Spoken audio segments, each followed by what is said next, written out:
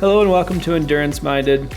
It's the podcast that aims to redefine what it means to reach our full potential by exploring how movement and mindset impacts our lives and how we can all work to show up as the best versions of ourselves. I'm your host, Taylor Thomas, founder at TEC, and before we get started, I've got an all call. If you're a coach or an entrepreneur in the health and fitness industry who's trying to grow your business without burning out, I want to personally invite you to apply for the Growth Circle. The Growth Circle is our business accelerator program at TEC, and it's designed specifically to serve providers like you in the health and fitness industry. People who are incredible at what they do, but they need a proven framework and real support to actually scale. Let's be real, running a coaching business can feel like a grind. You're juggling programming and client communication, marketing, admin work, and somehow you're still trying to grow your business. That's where the Growth Circle comes in. Inside the program, we help you nail down your ideal client and get really clear on what your offer is. We help you build a consistent lead gen process so you're not wondering where your next client comes from. We help you improve your sales skills without feeling salesy. And most importantly, create systems and support so that you're not doing it alone. You'll be a part of a driven community of other business owners in this space who get it. We host regular group calls, team intensives, mastermind sessions to make sure you're never stuck trying to figure it out in a silo. So if you're tired of winging it, if you're tired of trying to do it all by yourself, to recreate the wheel, figure out what levers to pull, what's broken and what's not, if you're ready to turn your passion into a business that actually works for you, I want to invite you to apply. You can find the link to the Growth Circle in our show notes. And I want you to really think about what's best for you and your business. I want you to think about how your business can really make an impact on the industry and how it can give you the life that you're excited about and make the money that you deserve, working with the clients that you love, spending time investing in the things that you care about and you're passionate about. So if this is a problem you're committed to solving and you want to take your business to the next level, again, click the link in the show notes. I can't wait to hear from you. Hello, everyone. Welcome back. Really excited for today's episode because we are kicking off a two-part series on resilience and adaptability. So today's episode is going to be the first episode of our two-part series, and we're going to talk about resilience. And what we're going to lean into today is why resilience is important. We're going to look to provide some different language on how to reframe resilience and maybe how we think about or have traditionally thought about resilience. And we're going to think about why it's important as it relates to who we are, how we show up, our goals. As always, we're going to look at it through a few different lenses. We're going to pull in some of the athletic identity aspect of things. We're going to look at high performance. We're going to look at business, entrepreneurship, all of the things that I bring to the table. And as those of you that have listened to the podcast for a while now know that we always touch on these different aspects. We're going to bring in a career piece. We're going to bring in a health component. We're going to bring in a human performance aspect. But we're going to talk about resilience, and we're going to redefine it to really think differently about what it means and why grit alone probably isn't enough. So when we think about resilience, I think we so often go to this ability to kind of grind it out, drive through, put our head down. Those are all fine skills and certainly ones that we need to deploy from time to time. But I want to provide a little nuance, and I want to talk about resilience to the extent that, what if resilience isn't about pushing harder, but about knowing when to bend? So what if resilience isn't about driving, but knowing when and how to bend, how to pivot, how to adapt, how to think critically in the moment and understand what specific skill set needs to be deployed so that you can be resilient? And there's just so many times. I mean, I think one of the core tenets of life, of the human condition, of anyone who's ever pushed and strove for anything, is resilience. You have to build a resilient body. You have to build a resilient business. You have to build a resilient mindset. You have to build resilient relationships. Literally, it touches every single part of our lives. And there's certainly so many instances where I know, for me personally, resilience has been the core tenet of what's allowed me to keep going. Specifically, when I, if I think about resilience, I'm going to give you a great example here. So the classic version of resilience is, again, one where we're gritty.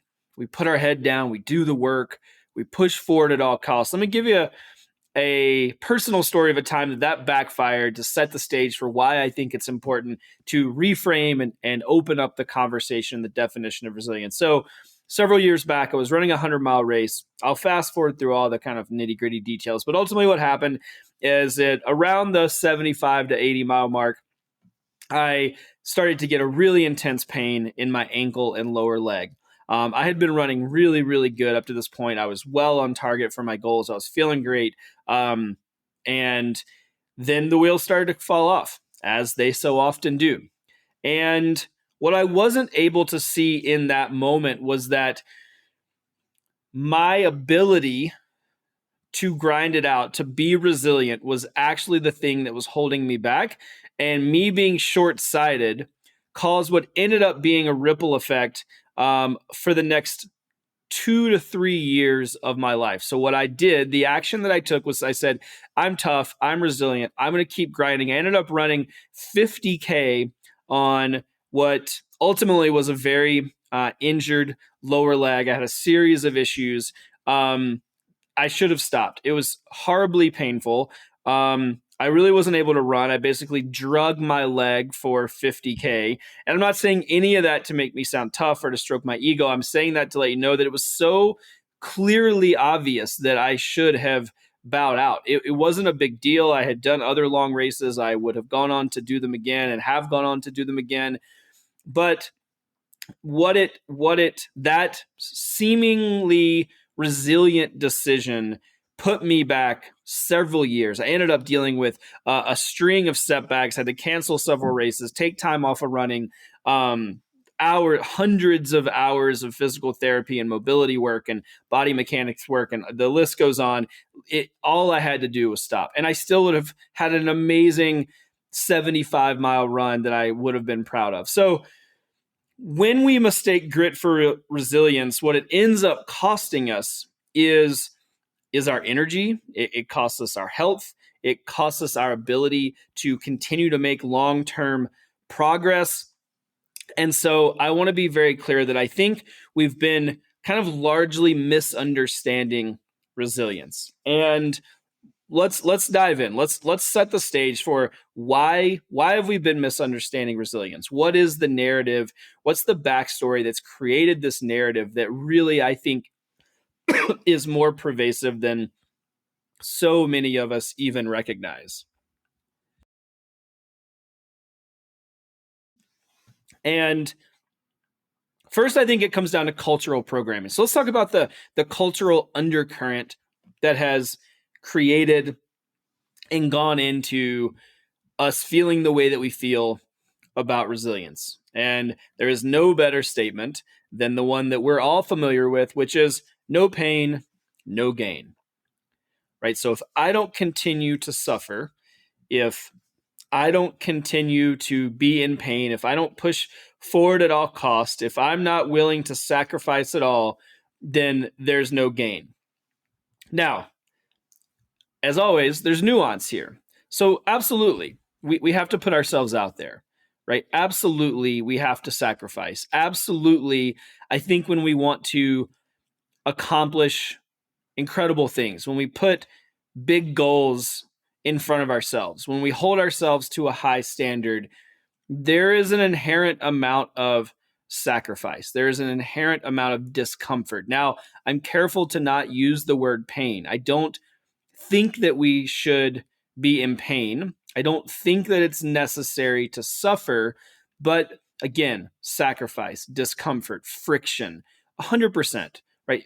I've talked about this at length on this podcast, that in order to be someone different, we have to do different things. We have to take different action. And so that is going to elicit an inherent opportunity for friction, for discomfort, because growth comes on the other side of that. But the distinction that I want to make is that there's an opportunity to expand our definition of resilience, right? We expand how we think about resiliency. We expand how we think about how it's deployed specifically in key areas of our life. And I don't think that no pain, no gain is serving us. Again, there's this cultural undercurrent. We've been exposed and pre-wired to come into situations with an inherent mindset that is resiliency only has one definition.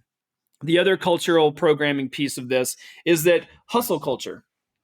We are in a place right now, and have been for a while, that celebrates exhaustion as a badge of honor.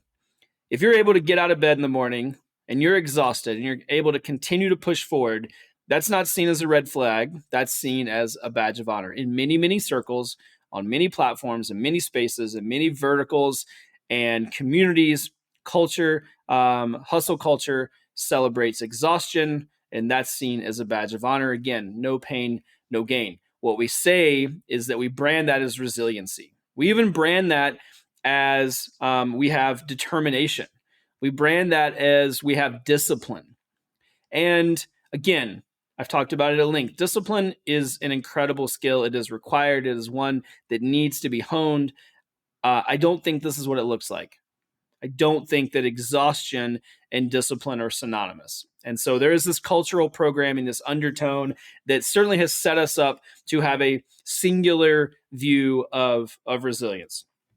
So why does this matter? Why is it flawed?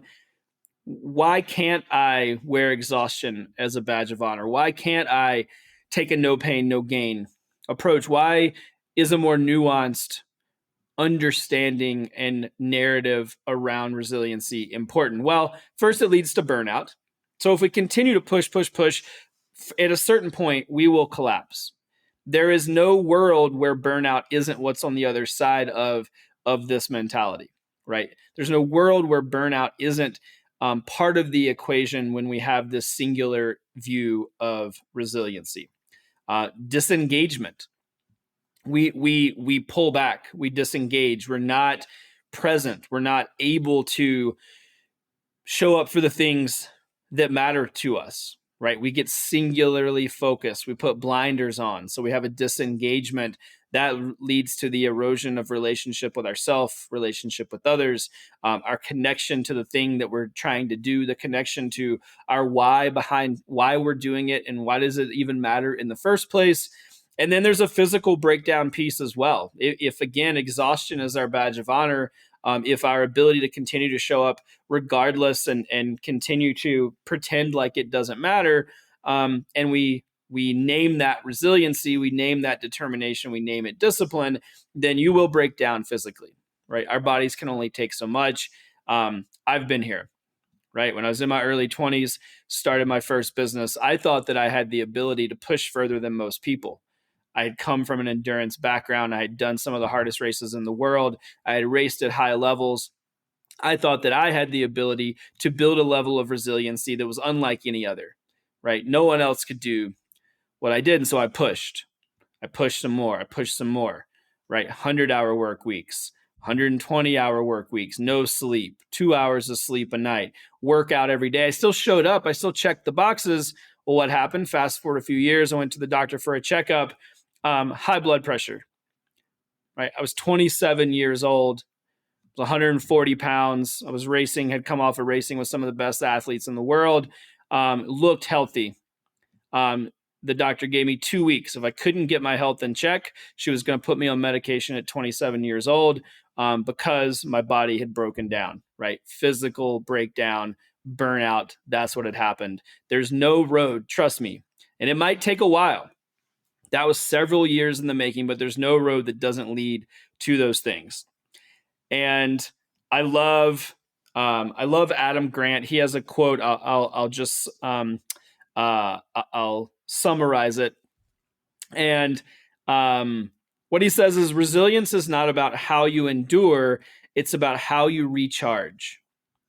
So if we think about the root of that, resiliency is really our ability to come back and keep doing it. Are we resilient? Are we strong enough to stay in the game? Are we strong enough to continue to train, to continue to grow the business, to continue to pour into the relationships, to continue to do the thing? That's really where resilience shines the brightest. And so I love that quote from Adam Grant. For those of you, if you're not familiar, check out any of his incredible books. But he says, again, resilience is not about how you endure. It's about how you recharge. And, there's just so many examples of this. Again, we have the athletes that, we're praising marathoners for finishing on broken legs, right? Short-term glory versus long-term injury, right? Finishing one race. And again, my personal example, to then ultimately have that backfire for years and ultimately maybe never be the same. We have the business owner, the entrepreneur, the high achieving career individual who, burning out in the first 2 years. Right. Working my example again, I've been there. The 100+ hour weeks, the no sleep, the do it at all cost, work harder than everybody in the room, but we don't make it past a few years, right? Because they equated the long hours with impact, right? I thought that if I worked more, that created more. It didn't. Working more actually detracted from my ability to be my best. It detracted from my ability to stay in the game, to stay healthy, to stay connected, to interact with my team, to have great ideas. The list goes on. So that's I think why we've misunderstood resilience. I want to talk about the science of resilience. Before we get into the nuts and bolts here, I want to talk about what is it, right? So we've laid the groundwork. Why do we feel the way we feel about it? What are the opportunities for an upgrade? Why is it bad? Let me rephrase that. Why does it not serve us to think about resilience through this singular lens? But what is the science here, right? Why is resilience even a word that we are familiar with? Why is it something we're connected to? Why do we have thoughts and feelings and opinions about resilience? Well, the psychological definition is the ability to adapt and recover from stress and adversity. So there's a few key pieces here. It's the ability to adapt. I think this is key, right? It's not the ability to push through. It's not the ability to drive harder. It's the ability to adapt. When I think about adaptation, I think about looking at a data set. I think about looking critically and unemotionally at the information in front of me, and then adapting based on what's best for the desired outcome. So it's the ability to adapt and recover from stress and adversity. So I'm not overcoming stress and adversity. I'm not pushing through. I'm not besting stress and adversity. I'm recovering from it. It happened to me. This stress or this adversity was placed on me. It's something in my life. It's an injury. It's a challenge at work. It's a challenge at my home. How am I going to deal with that? Well, I'm going to adapt. I'm actually going to recover. And I think that's fascinating. That language, I'm recovering from stress and adversity. I didn't maybe have any control over it. So the thing happened to me, this stress or this adversity, this thing that created adversity. But now I'm going to take a beat. I'm going to recognize that I need to adapt. And because of that, I'm going to look at the landscape in front of me, and then I'm going to recover from this thing that happened. What does recovery mean? It means that I'm going to take a second. I'm going to process. I'm going to give myself time to rest. I'm going to make sure that I take this information and I learn and grow from it. I'm going to use it as a springboard to be better next time, to be more prepared, to be a better person. Again, I'm going to do something different to be a different person. So how do we define a resilient person? So along with that definition, this is from the APA, by the way, key traits of a resilient person are as follows.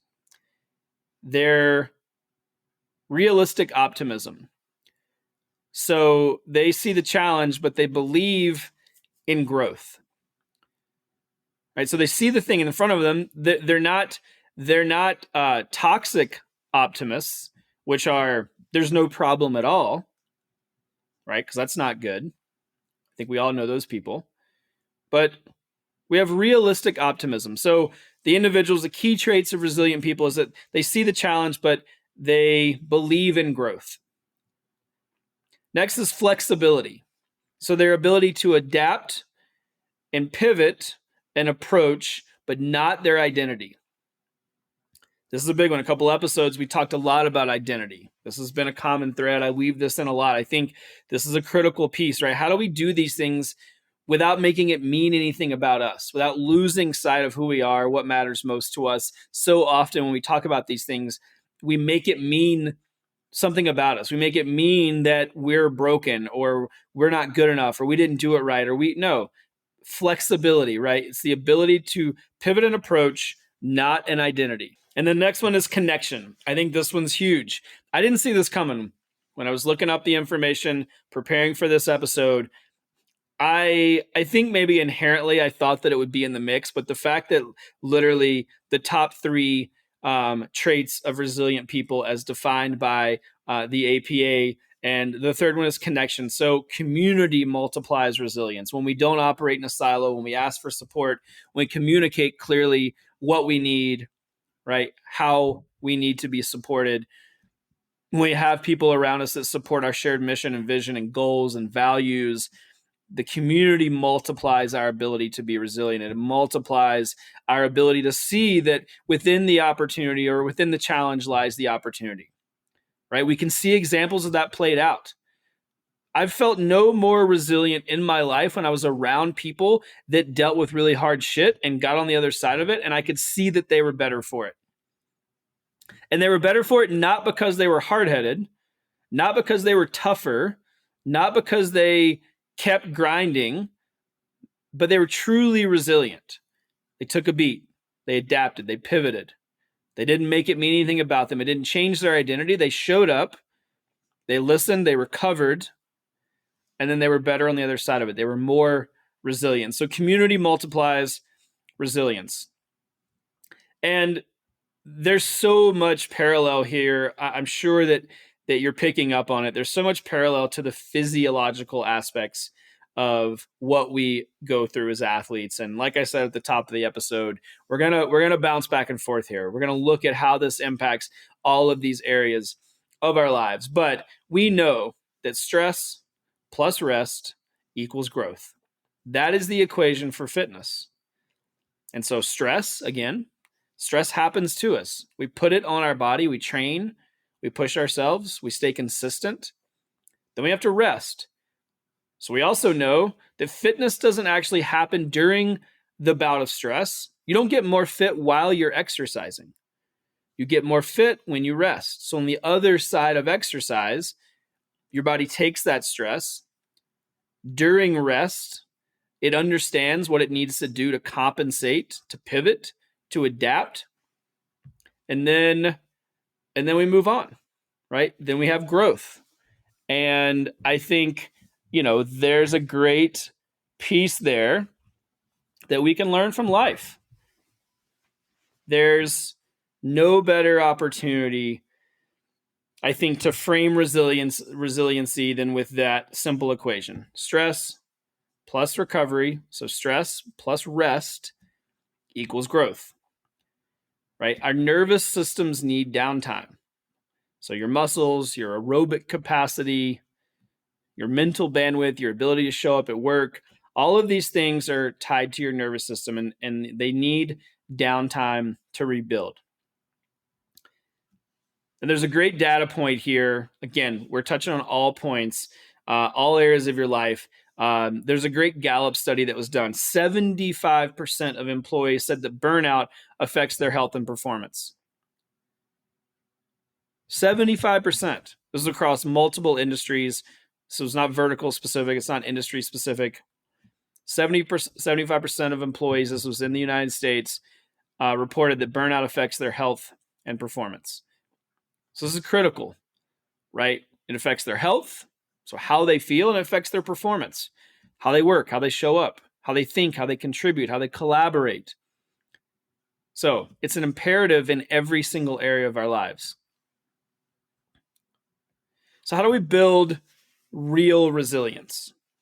So now we have the science here, right? We understand what this actually looks and feels like, how it impacts our body, our mind, our emotional, physical, mental state.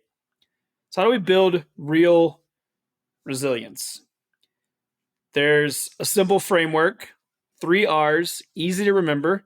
They are recovery, reflection, and relationships.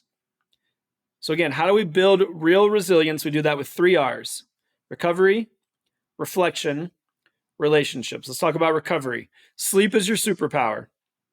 So if you can sleep 7 to 9 hours a night, depending on who you are as an individual, it's proven to increase performance and decision-making. We know that if you could bottle sleep, if you could bottle the impact that sleep has on you, it would be the most potent drug that's known to man. What sleep does for you, what it affords your body, is like nothing else. No supplement, no diet, no amount of exercise, no amount of meditation or breath work. Sleep. Specifically, consistent sleep. Specifically, even more, a consistent sleep routine. Go to bed at the same time, wake up at the same time. Get enough sleep in that period of time, right? If you want to go to bed at 10, wake up at 6, right? If you want to go to bed at 10, you can wake up at 5, 7 hours of sleep. Know what works for your body. You also have to have good quality sleep. But first, recovery, right? So the first R is recovery. Start with sleep. It's the easiest thing to control. And we want to get 7 to 9 hours, and we know that it just impacts every single area of our life. Next, in the recovery vein, little micro breaks. So little small pockets during the day improve productivity, decision-making, and our overall general well-being. So what's a micro break? Literally 30 seconds. Just sit back in your desk. Take 10 breaths. Stand up for 30 seconds. Do a couple laps around your desk. Do 5 push-ups on the ground next to your desk. Right? Small moments. Not insurmountable, not naps, not deep meditative anything. Literally micro breaks. 30 seconds to 60 seconds throughout the day. Try to do it 3 to 5 times a day. Small moments of recovery, right? Small moments just to take a breath, get a little bit more oxygen, give your brain a second, right? Microsoft did a big study with micro breaks. They saw 13% lift in productivity when their team did micro breaks. And they implemented micro breaks, again, 30 to 60 seconds, small things a few times throughout the day. You don't have to leave your office. You don't have to leave your desk. You don't have to have extra equipment, extra gear. You don't have to put it on your calendar, just small moments. Second R is reflection. So resilient people process failure differently. They ask, what did I learn? Not why me? This is critical, right? Reflection. The only way that adversity or setback is a problem is if we didn't learn from it. So the only way that's bad, now I'm not advocating or not saying that it's not problematic, troublesome, challenging in the moment, but ultimately, if we zoom out, we take the macro view of our life, and we know that it will only be a season, it won't last forever, then the only way that thing's truly bad is if we didn't learn from it. If we take some time to reflect, that's why reflection is so important as it relates to resiliencies, because it allows us to build the process. It allows us to take in the data. It allows us to pivot and adapt, like we talked about earlier. So again, resilient people process failure differently. They ask a different question. And the question is, what did I learn? Not, why me? And I think that's, if you start there, if you just take one instance, one thing that feels friction filled, one thing that feels problematic, troublesome, and instead of saying, why is this happening to me? I can't get ahead. What's happening? Why is all this crap? When it rains, it pours, blah, blah, blah. Just think, ask the question, what did I learn? Or what is to be learned here? In this moment, in this season, in this experience, what's to be learned? And then next, if you can take it a step further, is a really easy journal prompt. Again, you don't have to journal. You can write this in your phone, on your computer, send an email to yourself, whatever it is. But the journal prompt is, what is this setback teaching me that success couldn't? And I love this question, right? We all know that we learn more from our failures than we do our successes. The most successful people in the world have failed the most. The people that we look up to have just had more failed experiences. The best athletes failed the most times. It doesn't matter if they're gifted, if they're genetically, superhuman. You still have to. You can't dodge the bullet of having to put in the sets and reps and having to fail enough times to ultimately be successful. And so, again, the prompt is, the thing that I would encourage you from a reflection perspective to build on is, what is this setback teaching me that success couldn't or can't? And that allows you to reframe how you think about setback, which ultimately is going to build a more resilient mind, a more resilient body. Again, we're talking about building real resilience. The third R, relationships. So we talked about community earlier,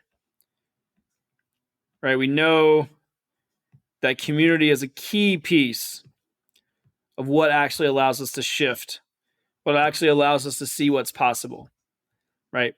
Resiliency compounds when we have community around us.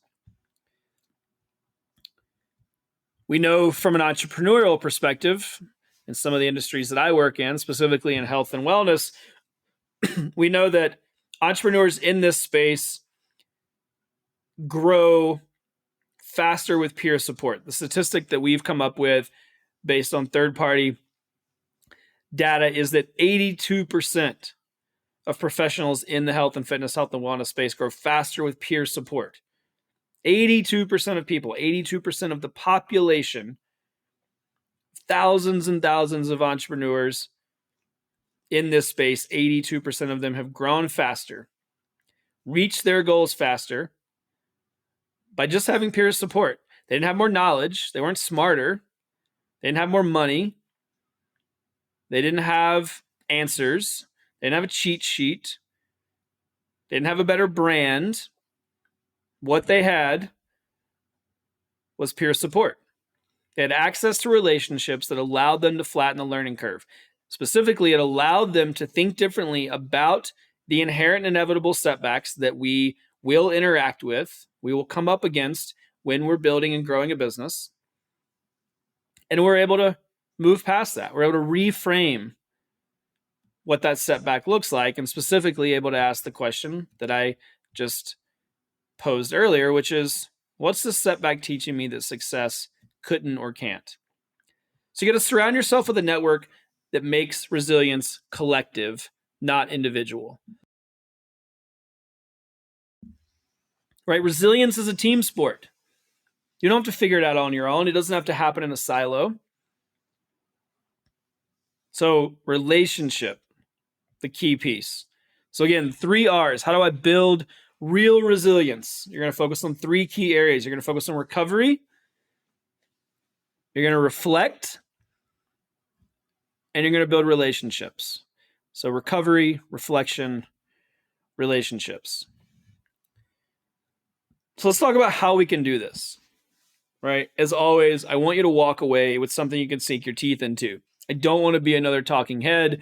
You're saying, Taylor, that's all well and good, but how the hell am I supposed to do that? How am I supposed to shift my relationship, my mindset, my internal narrative and dialogue around resilience on the fly right now? I've been predisposed to all of this information. I live by the no pain, no gain mantra. I think I got to do it all by myself. I got to keep my head down. No one's going to help me. No one's going to show up for me. So how do I do it? Let's talk about some practical tools. How can we build resiliency into some small, low-hanging daily rituals? First is a morning check-in. Just ask yourself, how am I feeling? What's my bandwidth? You don't have to write that down if you don't want to. Take a beat. You're making coffee, getting a glass of water, making breakfast. Just bake it in. Take a second to ask yourself, how am I feeling? And or, what's my bandwidth? And what you'll do with that information is it allows you to be honest, gives you time to reflect, which again is one of the 3 R's we talked about in our framework. It also gives you the opportunity to adapt. So instead of just waking up and doing the same thing every single day, regardless of the input, regardless of how you feel, we're going to start to bake in small shifts in your systems that allow you to access some information that you then can take action on. So if I ask myself, how am I feeling? Or if I ask myself, what's my bandwidth? And it's early in the morning, getting my day started. And if I'm honest with myself, and I say, my bandwidth feels pretty limited today. My brain's fried. I'm tired. I don't feel sharp. I'm stressed. I'm worried about X, Y, and Z. Well, then maybe it affords me the opportunity to take some small action. Now I don't have to clear my schedule. Maybe I can communicate with the people around me. I can communicate with the people in my house. Hey, I'm really feeling like today's a low bandwidth day. It'd be great if I could have some support. Can you help with dinner tonight? Can I just get 10 minutes to go on a walk outside and clear my head? Maybe communicate with the people at work on your team. Hey guys, I'm not feeling particularly sharp today. Feeling pretty burnt out, low bandwidth day, not my best. I'm just going to be here to listen. Can you pick up the slack? Right? I'm going to lead this meeting, but I'd love support. If I don't pick up on all the points, whatever it is, I know that there's a million different ways to slice and dice that. And you're thinking about yourself and your life. And if that doesn't apply to you, it applies somewhere. Figure out where. So just take a second, morning check-in. How am I feeling? What's my bandwidth? Be honest, and then make a decision. Pivot. Adapt. Do something with that information. That's the key piece.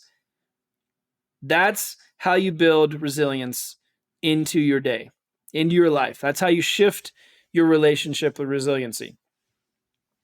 Next, try to do something. Take a small break in the middle of the day. So a little midday reset. 5 or 10 minute walk.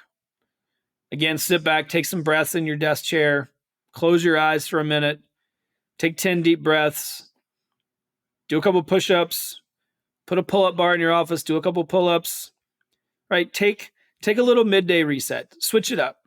That's what I like to call a pattern interrupt. Again, we want to be someone different. We have to do different things. Well, one of the things that we can do differently is to engage in some different activities. Again, small doses, 5 minutes. Go for a 5-minute walk. Get out in the sunshine for a second. If that's not doable, okay. Sit back. Take 10 breaths. Do some air squats. Right? Mix it up. Next, end of the day. So we got morning, we got midday, now we got end of the day. What do? I'm going to reflect. Right? I'm going to reflect on what did I learn today? So I either want you to be grateful for something, or I want you to think about a learning moment. And just want you to take a beat. It's going to be on the drive home. It's going to be when you're cooking dinner, while you're brushing your teeth.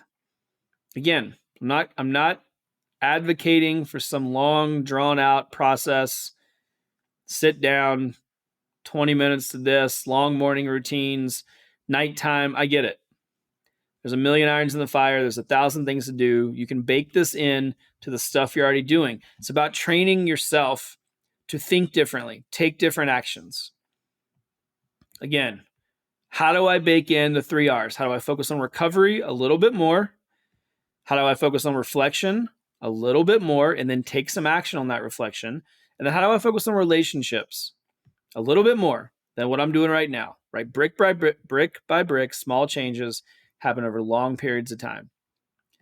So end of the day, just take some time to reflect. What did I learn? What am I grateful for? It's just going to rewire your brain. You're going to start to see those patterns, right? One of the greatest things I've ever done is to start every meeting that I have with anybody that I work with wins. Before we talk about anything else, before we talk about business and strategy and setbacks and all of the things, all the stress that's very real, all the metrics, all the money, all the stuff, before we get into any of that, we start with wins. What's your wins? And what it's done for me, as well as I know for other folks that I have the opportunity to work with, but what it's done for me is I'm always looking for wins now, because I know that essentially every day I'm going to have to share my wins because my team's going to ask me, right? I'm going to be held accountable. And so I look for wins now. Well, what does that do? I see a hell of a lot more wins than I used to. Now I'm keyed in. Now I see them. Oh, that's a win. I'm actually looking for them. That's a win. I can share that in my next meeting. Okay, great. Let me write that down. Right? So what we're doing is we're training ourselves to pick up on the data that's already there, but we're reframing how we see it and how we process it and what we do with it. So it doesn't mean there's not setbacks. It doesn't mean that there's not shit that happens all the time, every single day, but I can see the wins. It also means that every single day I see the wins because I've trained myself to do it. And I've put myself in a position to be held accountable to recognizing those wins. So I want you to think about what gratitude looks like. I want you to think about what that reflection piece looks like for you. That's the hardest piece for people. People get excited about working on sleep more. People get excited about taking supplements. People get excited about exercise. Those are the things. What book can I read? What wearable device can I buy? What thing can I do? Can I sleep more? Can I track this? Those are all largely fun and exciting. Now they're simple, they're not easy, but people get excited about that. The reflection piece is what tends to hang us up the most. And then I want to leave you with a little bit of another piece of the puzzle here. I want you to think about how you can bounce forward. So I love this. This is from Sheryl Sandberg, and she talked about the idea of bouncing forward, which is a mindset, which is you don't just get back to baseline. You ask how the challenge made you better, right? So we're not bouncing back, right? Which would imply that we're bouncing back to where we started. It doesn't have to be the case. If we take time to reflect, if we learn and grow, if we do something with that data that we got, we're willing to make some changes to put some new things in motion. We don't actually have to bounce back to baseline. We can bounce forward. When we come back, when we've pivoted, adapted, adjusted based on that stress, we're actually further ahead than we were, right? So we're bouncing forward. And I love that reframe. That's a visual for me. I can see a starting line or where I was at. I can see that line in the sand. I don't have to bounce back to that line. I get to bounce forward. I get to be in front of where I was at. I'm still ahead, even though it feels like a setback, even though it actually might be a setback, literally, physically, emotionally. I can still bounce forward. So, final thought here is that I think grit without recovery is just stubbornness. I'm going to say that again. Grit without recovery is just stubbornness. But true resilience is really growth-minded. I think if we're honest, the person that we really want to be is someone that's truly resilient. It's someone that's growth-oriented. It's someone that doesn't just plow forward for no reason, who's hard-headed and stubborn, doesn't pay attention to what's going on, doesn't take support when it's offered, doesn't take time to reflect and grow. It's too hard-headed or stubborn to actually listen or pay attention to what's going on. They just put their head down. They grind ahead. When I think about that person, one, I think about a version of myself that I used to be. And I really don't like that person. I think about myself and I'm like, what an idiot. Who wants to be around that person? Who wants to be around the guy that everyone's like, just pay attention? Can't you see the writing's on the wall? There's so much opportunity here. There's so many wins happening, but you can't get out of your own way. If you pull your head out of the sand, if you wouldn't be so damn stubborn, if you wouldn't couch this as grit or discipline or drive or hustle and all this other BS, if you just call it what it is, which is stubbornness, ego, an inability to, or an unwillingness to get support, to pay attention, to ask hard questions of themselves as well as others. I don't want to be that person. I want to be truly resilient, because true resilience gets us where we want to go. True resilience allows us to grow, takes us where we want to go. That's the person I want to be. I hope you want to be that person as well. Join us for part 2 of this conversation. So if resilience is how we withstand setbacks, adaptability is how we thrive when things change. We're going to be talking about adaptability, which is the second part and the needed piece to make resilience really part of who you are. If you truly want to be growth-minded, if you don't like the person I just described either, then stay tuned. We're coming up in a couple of weeks with our part 2. We're talking about adaptability. We're talking about how it's an advantage and how you can keep thriving when things are changing all around you. You will not want to miss it. Last but not least, check us out, growth at enduranceminded.com. We'd love to hear from you. You can find all of our episodes there. They're all archived after 7 years and tons of episodes. You can find everything there if you want to go back, scroll through anything. You can also leave us a comment. Let us know what's working, what's not. We'd love to hear from you. So much of our content, so much of my passion and excitement for this podcast continues to be derived and drawn from the feedback that we get from our community. I can't thank you enough. So enduranceminded.com. Let us know what's going on. Leave us a comment at the bottom. Lastly, rate, subscribe, and share this podcast.